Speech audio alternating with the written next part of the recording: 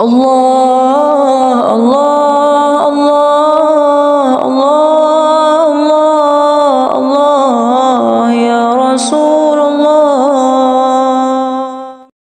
Assalamualaikum warahmatullahi wabarakatuh. Sahabat Lisan Islamiyah yang dirahmati oleh Allah Subhanahu wa Ta'ala. Pada kesempatan kali ini, saya akan membahas ataupun saya akan menceritakan sebuah kisah yang berjudul Kisah Masyitah, Mukminah Pelayan Putri Fir'aun. Namun sebelum itu, buat kalian semuanya yang tidak ingin ketinggalan kisah-kisah lainnya ataupun kisah-kisah terbaru sebelum menonton video ini, jangan lupa untuk menekan like, comment, and subscribe supaya channel kita makin maju dan juga makin berkembang dan yang pastinya bermanfaat.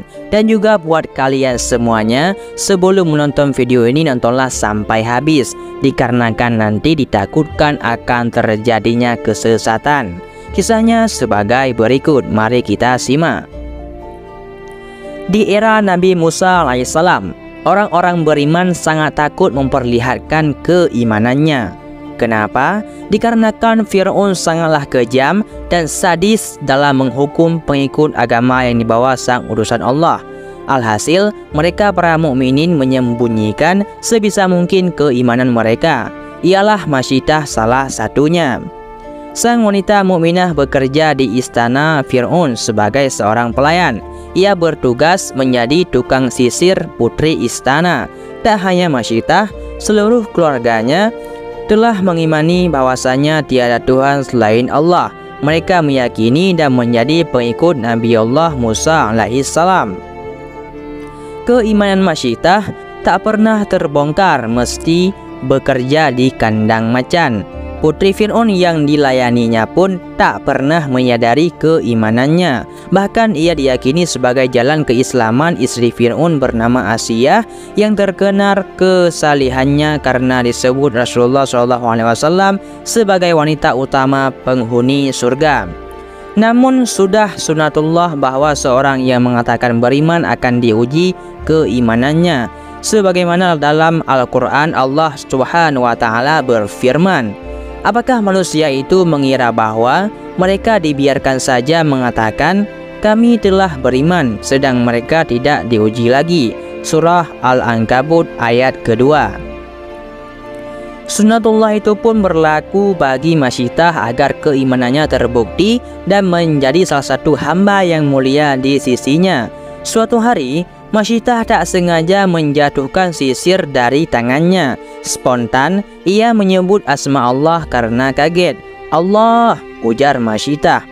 Lalu kagetlah putri Fir'aun saat mendengarnya dan segera menghardik Masyitah. Siapa itu Allah? Apa Allah itu Tuhanmu? Tanya putri Fir'aun.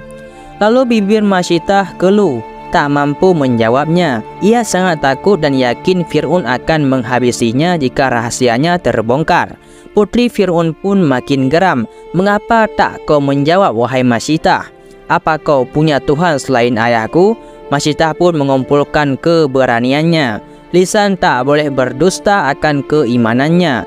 Dengan tegas Masyitah pun menjawab, Allah adalah Tuhanku, Tuhan ayahmu, dan Tuhan seluruh alam. Sang putri pun kaget mendengar jawaban pelayannya yang selama ini dianggap setia. Ia segera bangkit dan menemui ayahandanya, yaitu Fir'aun yang sangat mengis. Ia melaporkan pada Fir'aun tentang keimanan Masyitah pada Allah, Tuhan Musa. Fir'aun pun marah bukan main. Ia tak menyangka pelayan di istananya merupakan pengikut Nabi Allah Musa alaihissalam. Lalu dipanggillah Masyitah ke hadapan Fir'aun. Masyitah nampak tegar dan bersiap menghadapi sang penguasa negeri Kinanah. Apa kau menyembah sesuatu selain aku? Tanya Fir'aun dengan suara yang sangat keras hingga istana gempar dan penghuninya merasa sangat takut. Namun tidak dengan Masyitah. Ia menepis ketakutannya dan bertekad mempertahankan keimanannya apapun yang akan terjadi. Ya, saya menyembah Allah, Tuhanku, Tuhanmu, dan Tuhan segala sesuatu. Masyitah menjawab dengan jelas dan tegas. Lalu Fir'aun sangat marah saat mendengarnya. Lalu diperintahkanlah para pengawal istana untuk mengikat Masyidah dan menaruh seekor ular besar di hadapannya. Namun Masyidah tetap tegar di atas keimanannya. Fir'aun makin geram karena Masyidah tak menanggapi ancamannya itu. Ia pun memanggil Haman, yaitu tangan kanannya, dan memerintahkan agar menghukum mati Masyidah dan keluarganya. Haman beserta para pengawal istana pun segera melabrak rumah Masyidah. Diseretlah seluruh keluarganya ke tanah lapang. Lebih kejam lagi, Haman meminta pengawal membuat sebuah lubang besar di tanah dan merebus air di dalamnya. Rakyat kemudian diperintahkan menyaksikan eksekusi mengerikan itu. Masyidah dan keluarganya, yakni suami dan 4 orang anak, sudah siap menghadapi kekejaman Fir'aun dan Haman. Air panas yang mendidih sudah siap di hadapan semua orang. Siapapun yang melihatnya merasa ngeri dan menjauh karena takut terkena cipratannya. Namun Fir'aun ternyata hendak memasukkan Masyidah dan keluarganya ke dalam air panas yang mendidih itu.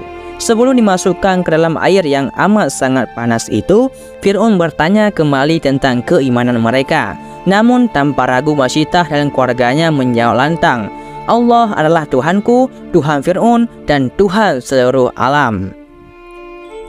Lalu satu persatu keluarga Masyidah pun segera diseret dan dimasukkan ke dalam air mendidih.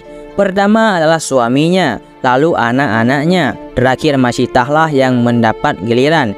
Ia menggendong salah seorang anaknya yang masih bayi. Saat melihat kubangan air yang mendidih, Masyidah sempat ragu karena kasihan melihat bayi yang digendongnya. Hampir saja Masyidah menyerah dan memilih mengorbankan keimanannya karena bayi malang itu. Melihat Masyidah nampak ragu, Fir'aun dan Haman keduanya merasa rencananya berhasil. Namun, tiba-tiba dengan izin Allah Subhanahu wa Ta'ala, bayi yang digendong Masyidah bisa berbicara kepada ibunda. Sang bayi berkata, "Wahai ibunda, jangankah engkau takut? Sesungguhnya surga menanti kita."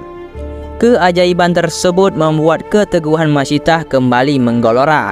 Kesedihan dan keraguannya sirna sudah. Keimanannya kepada Allah makin sempurna. Bersama sang bayi, Masyidah pun dimasukkan ke dalam air mendidih yang tungku apinya menyala-nyala. Masyidah dan keluarganya terrebus dalam air dan meninggal di atas keimanan kepada Allah Subhanahu wa Ta'ala. Kisah Masyidah tersebut Rasulullah SAW dalam sebuah hadis menyebutkan yang derajatnya masih diperdebatkan kalangan ahli hadis. Namun Ibnu Katsir mengatakan sanad hadis tersebut tak mengapa. Disebutkan dari Atha bin Sa'ib saat perjalanan Isra dan Mi'raj dari Masjidil Haram ke Masjidil Aqsa, Rasulullah SAW melewati tempat yang aromanya sangat harum semerbak kasturi. Rasulullah SAW pun bertanya kepada malaikat Jibril, "Wahai Jibril, keharuman apakah ini?"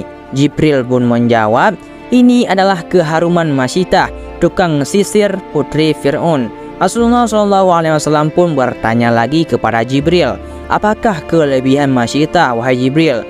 Lalu Jibril menjawab, mengabarkan kisah Masyidah yang kurang lebih seperti disebutkan di atas. Hadis riwayat Ahmad, Ibnu Hibban, dan Tabrani.